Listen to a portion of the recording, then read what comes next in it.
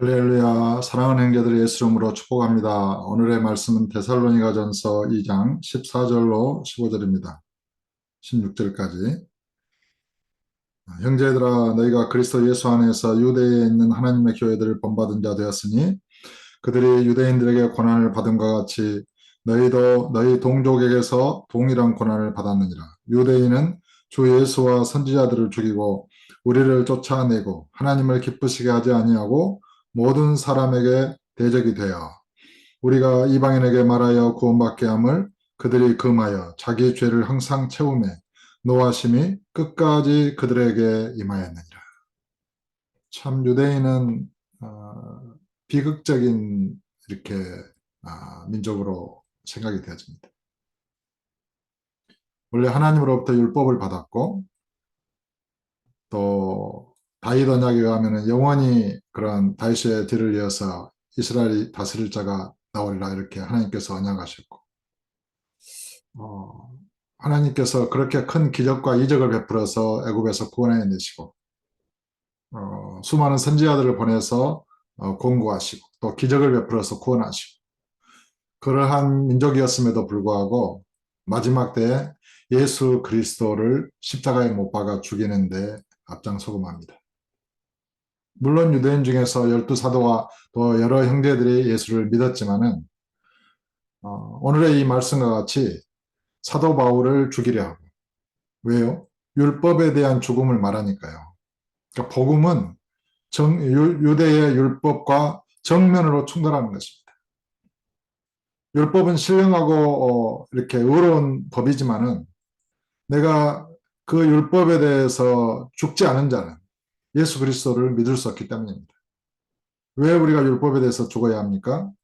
내가 율법 앞에서 마땅히 저주받고 죽어야 될 죄인이기 때문입니다. 근데 그것을 부인하고 자기가 율법을 지켜서 의롭다함을 얻으려 하는 거예요.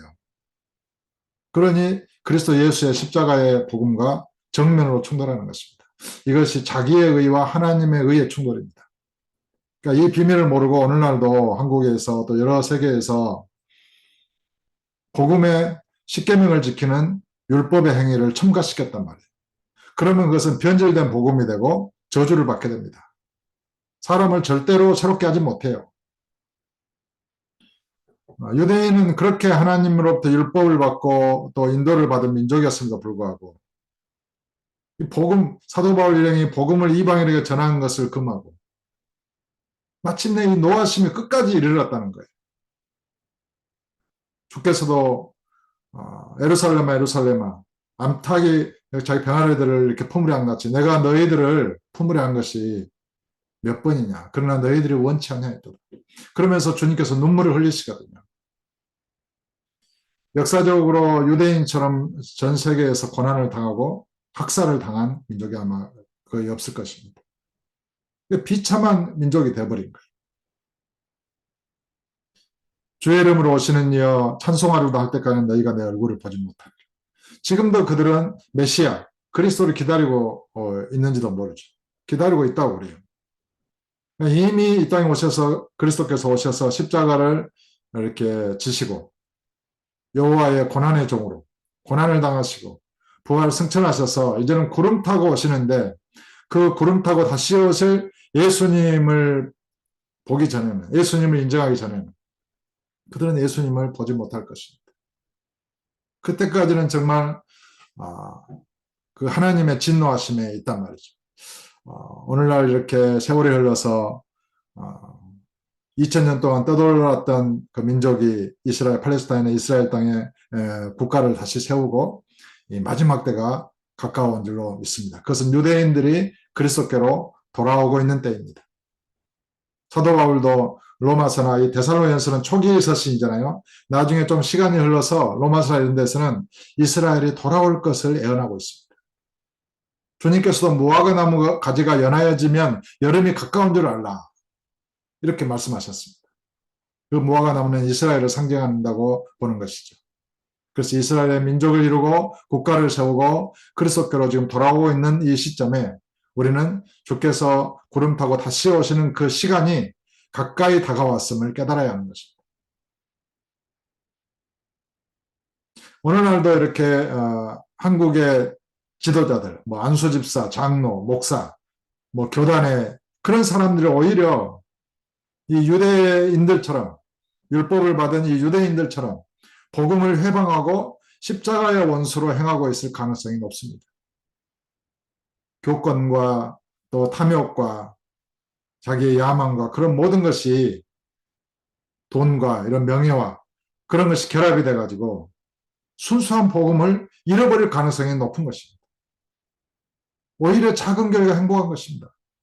저도 이렇게 큰 성도들이 많아지고 그랬으면 얼마나 목에 힘주고 교만하고 그랬을지 모릅니다. 이렇게 교회 성도 수가 작고 그래도 교만하기가 쉬운데 왜 안 그렇겠어요? 위험한 것입니다. 교회가 부와 결탁하고 경제적으로 부하고 권력과 결탁하고 그렇게 되면 타락하기 시작하는 것입니다. 이 교회의 타락은 핍박받던 교회에서 로마의 콘스탄티누스 황제가 그런 전쟁에서 십자가의 환상을 보고 승리한 이후에 로마의 국교로 이렇게 선포를 하지 않습니까? 그때부터 교회는 타락했다고 보는 것입니다. 왜요? 이 종교가 세상 권세와 또 부와 이렇게 결탁하게 되었거든요. 그러면 순수한 신앙을 잃어버리는 것입니다. 여러분의 마음은 어떻습니까? 대한민국이 지금 잘 살게 됐잖아요. 그러니까 뭐 예수님 없어도 잘 살 수 있다고 생각하는 사람들이 꽤 많은 것 같아요. 그들의 마음은 교만한 것입니다. 하나님의 은혜 없이는 살 수 없는데 은혜를 잃어버리고 있는지도 모릅니다. 잃어버리고 있을 것입니다. 마음의 부한 자들. 말세에 재물을 쌓고 또 세상에 썩어질 것에 마음을 두고 그렇게 마음을 뺏기다 보면 이 믿음이 식어져 가고 마음이 식어지고 생명을 잃어버리게 되는 것입니다. 우리는 주님 오시는 날까지 정말 순수한 마음으로 주를 믿고 주를 기다리면서 이 세상 것을 분토처럼 여기고 그런 정말 주님을 위해 다름질하는 끝까지 다름질하는 그런 복음의 사람들이 다 돼야 되겠습니다. 오늘 또 주님과 동행하고 성령을 따라 행하는 아름답고 복된 믿음의 삶을 살아가는 우리 성도님들, 형제님들 다 되시기를 예수 이름으로 축복합니다.